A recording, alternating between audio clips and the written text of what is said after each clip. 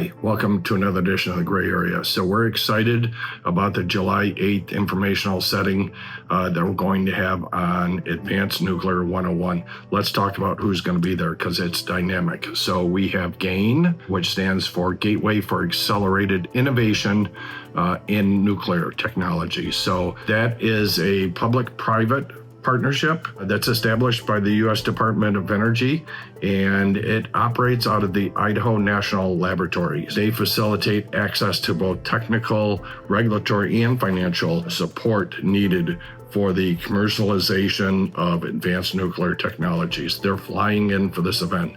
That is outstanding, and we are really grateful that they're coming. So we also have Nuclear New York. There are obviously a New York-based organization, nonpartisan advocacy group that really is looking at decarbonization of the grid.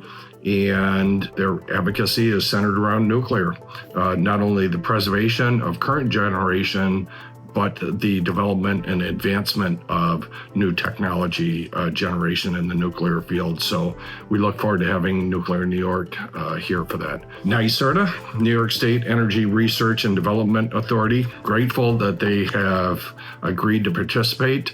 They will talk about the new initiative that is scheduled in New York that the governor just announced, which is the 1 gigawatt of nuclear power advanced technology that is going to be developed through New York Power Authority. So NYSERDA will be talking about that initiative as well.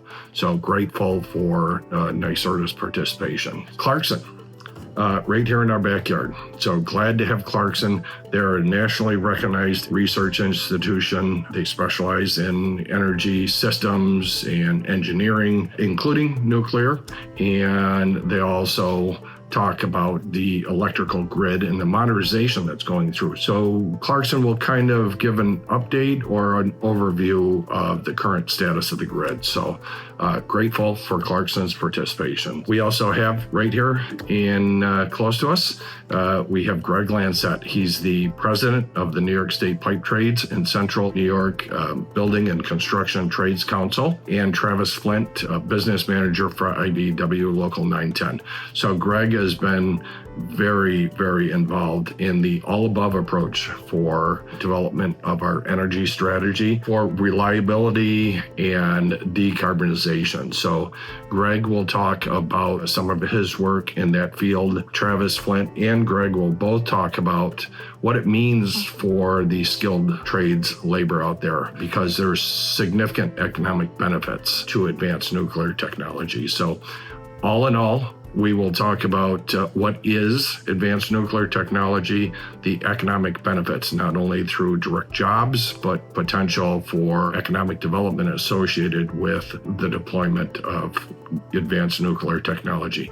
A lot of companies that have a lot of demand for reliable and dispatchable energy will look to advanced nuclear technology to supply their power needs, their energy needs. So there's a lot of potential there, and we will talk about everything that advanced technology means to jobs and the economy. Lastly, without a doubt, we will address safety. Our current technology is safe. Advanced nuclear technology is much more safe as well. As experts continue to develop this source of energy, it is really safe, and we will talk about that. We know that's a concern out there in the public, so we will talk about that, and we will also talk about what the timeline is for development in New York State. So we hope that you can make it. It is July 8th, 5 to 7, Bonnycastle, Alexandria Bay, open to local governments. So county governments and elected officials from St. Lawrence and Jefferson County, towns and villages, supervisors, mayors, and your respective boards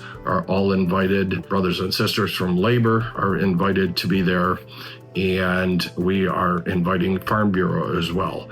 They are stakeholders in this because we're talking about land use, and they're a key component to the deployment of decarbonization and electrification of our grid. We also have groups, stakeholders, the industrial development agencies, both in St. Lawrence and Jefferson County, and their respective boards are invited. Development Authority of the North Country, DANC, and their respective board is invited. Advocate Drum and their respective board is invited, because Fort Drum is in the running for a potential deployment of advanced nuclear technology through a DoD initiative. So all in all, it is going to be a great event. We have a tremendous lineup of speakers. We will push this out publicly. We will have the media there, and the public will be available to everything that we're doing. So it's an honor and a privilege to serve you, and I look forward to the next edition of the Gray Area and seeing you in the district. So thank you very much.